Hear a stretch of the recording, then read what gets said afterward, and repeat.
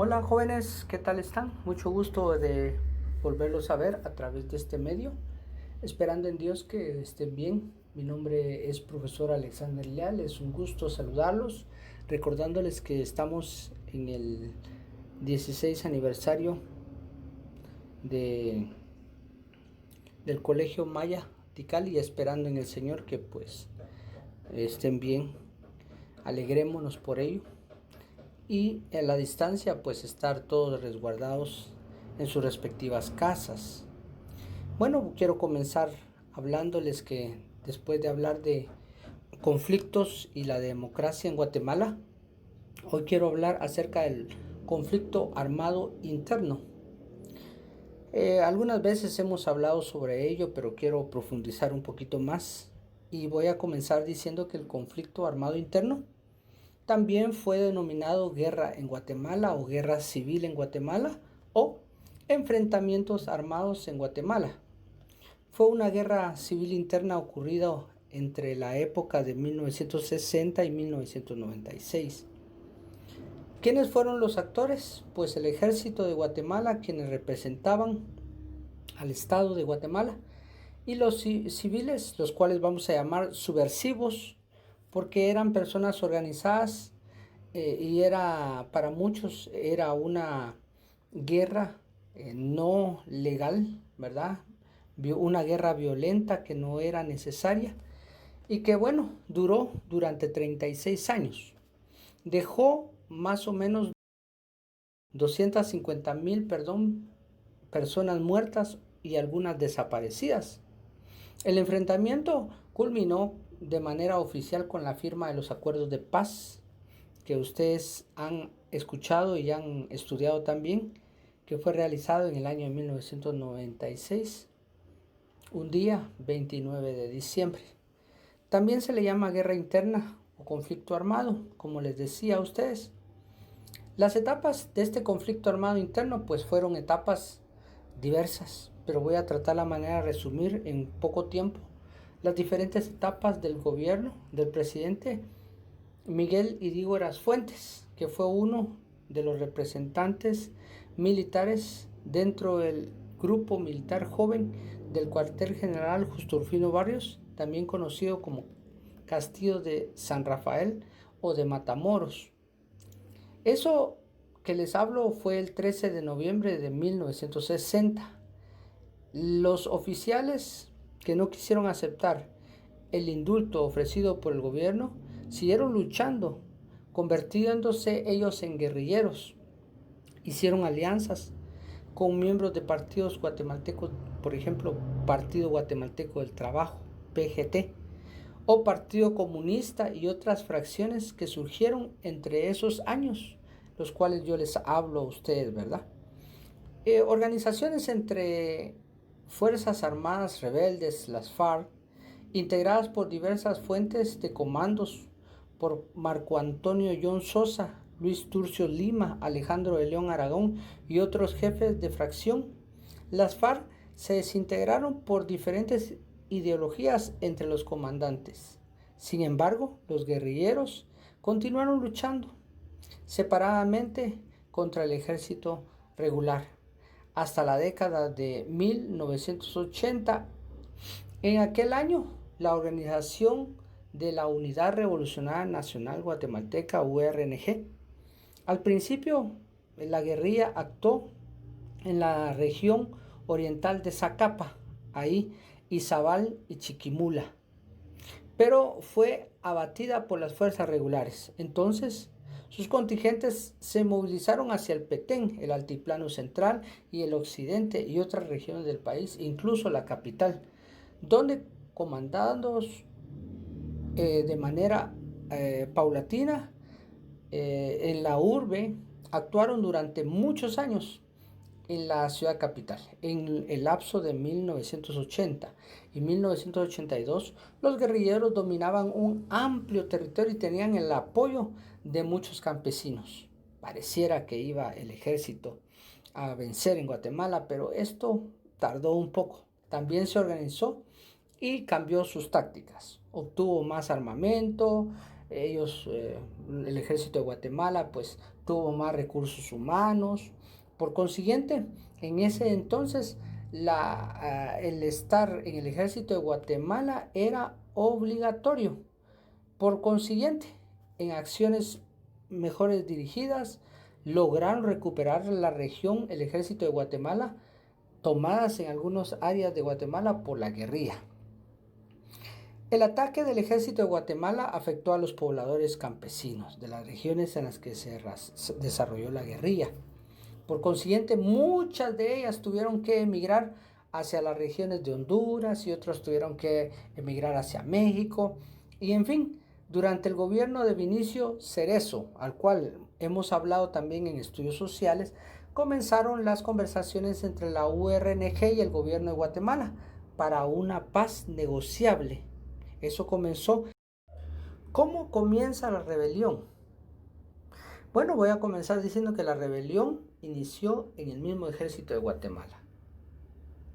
Un grupo de 75 a 100 oficiales se organizaron de forma denominada Hermandad del Niño Jesús para no ser detectados.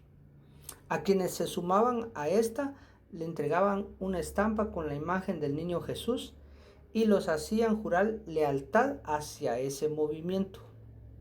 ¿Qué era este grupo de miembros del ejército? Bueno, quiero comenzar diciendo que era una denuncia de descontento que los oficiales hacían en contra del gobierno de Dígoras Fuentes, que dio paso a una lucha que duró más de 30 años. Algunos dicen que fue 30 años, otros 32 y otros 35, ¿verdad? Y otros actualmente han dicho que todavía existen secuelas de esa guerra en el corazón de muchos guatemaltecos aún. Ahora, esa rebelión que se dio el 13 de noviembre, de los alzados tomaron el cuartel de Matamoros, donde se le sumaron unos 200 soldados. Luego de un enfrentamiento, parten rumbo al Atlántico y logran controlar las bases militares de Zacapa, de Puerto Barrio, de Izabal, y el presidente Dígoras Fuentes decreta estado de sitio y ordena movilizar tropas para controlar la asonada rebelión de los miembros del ejército de Guatemala.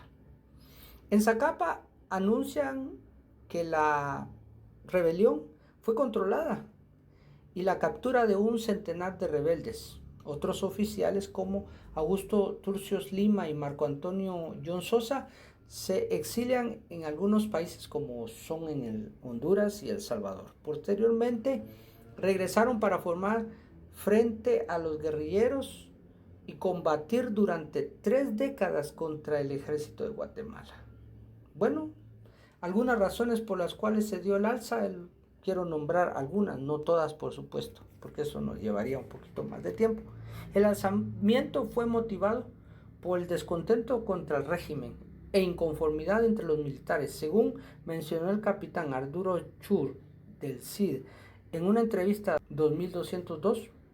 Estaban descontentos con que mercenarios anticastristas avalados por los Estados Unidos e Dígoras Fuentes se enfrentaran en la finca El Betia en Retaluleu.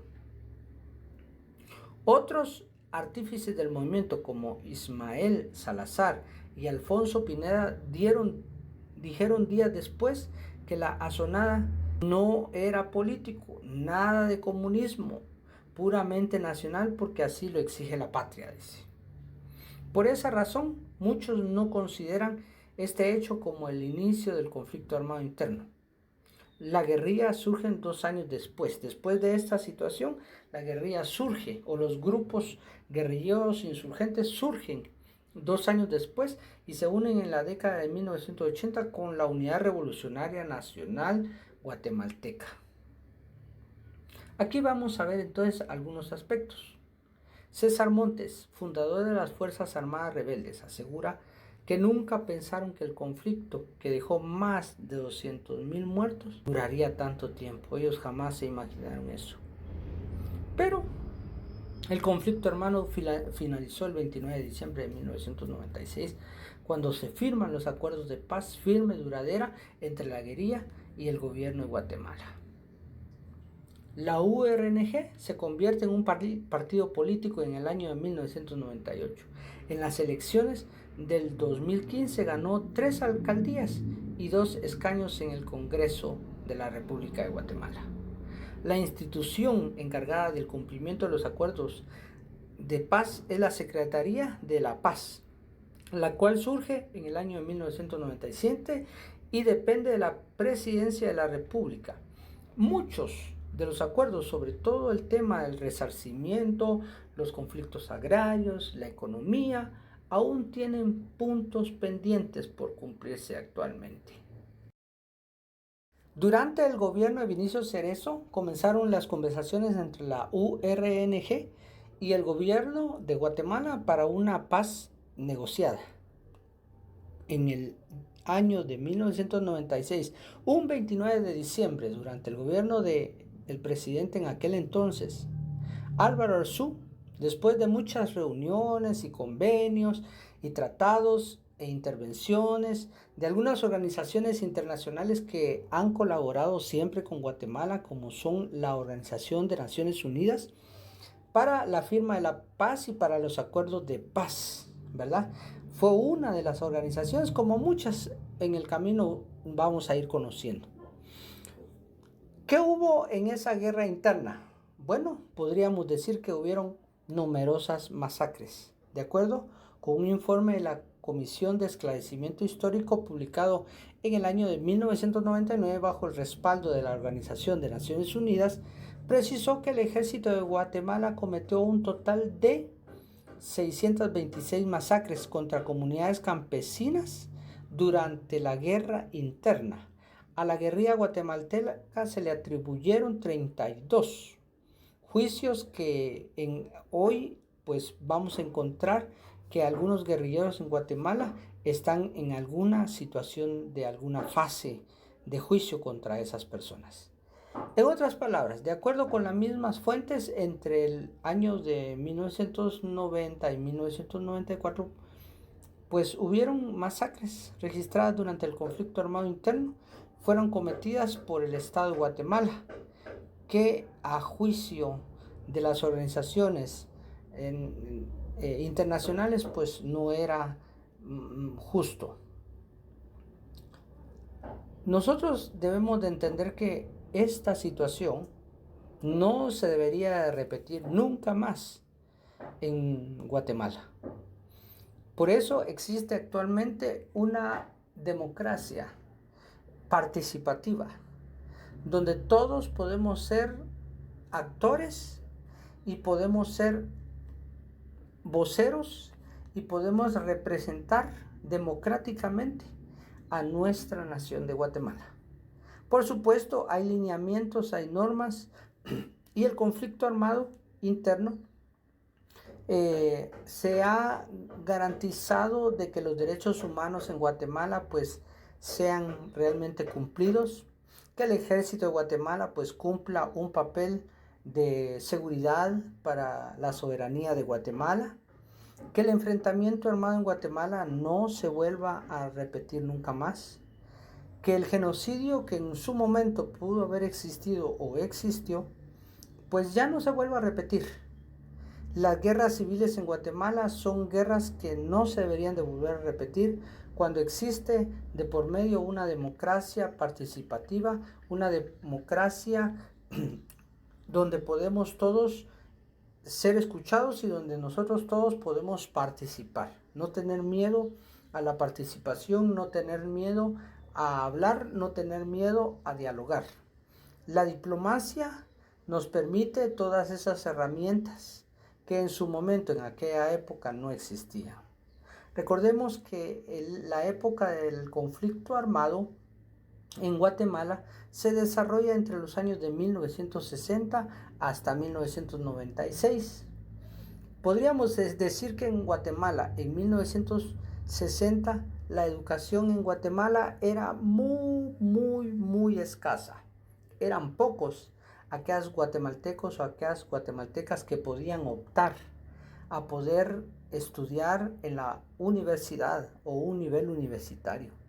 La mayoría de guatemaltecos en esa época estaban relegados al campo, relegados al trabajo, relegados a una segregación de zona, de comunidad o de liderazgo, ¿verdad? Entonces existía una marcación muy divisora entre diferentes zonas de Guatemala. Aún algunas comunidades actualmente tienen algunos problemas políticos, administrativos, y que no han logrado ellos tener una democracia y una diplomacia para poderse sentar, dialogar y ponerse de acuerdo, como son algunos conflictos que actualmente podríamos mencionar como el conflicto que hay en Sololá, ¿verdad? En las regiones de Sololá. Entonces esos conflictos se dan porque muchas veces no existe la voluntad de participación, no existe la voluntad de confraternidad, no existe la oportunidad de ser escuchado y de que me escuchen. Algo que el guatemalteco tiene que aprender o tiene que valorar es a tener tolerancia. Esa palabra es bien importante, la tolerancia. La tolerancia en la política, la tolerancia en la democracia, la tolerancia en el respeto, en el bien común, en el bien ajeno. Tolerancia en cada una de las áreas en donde se desarrolla el guatemalteco. Entonces nosotros deberíamos de aprender que el conflicto armado interno fue por una lucha que se dio por intereses políticos, por intereses ideológicos, por intereses de bienestar común para muchos pueblos. Podríamos también hablar acerca de la expropiación de tierras. Podríamos también hablar acerca de la explotación de materiales mineros. Podríamos mencionar la enajenación de propiedades indígenas para que esos terrenos sean utilizados para hidroeléctricas, para que esos terrenos sean utilizados para la explotación minera, y que en su momento pues vamos a encontrar históricamente algunos argumentos donde dirán que el conflicto armado se pudo haber generado por la lucha de intereses por la riqueza. Entonces, para que nunca se vuelva a repetir eso, alumnos, mi deseo es que ustedes aprendan un poquito más sobre la historia en Guatemala. Que Dios me los bendiga y sigamos adelante en este desarrollo académico. Bendiciones a todos, jóvenes.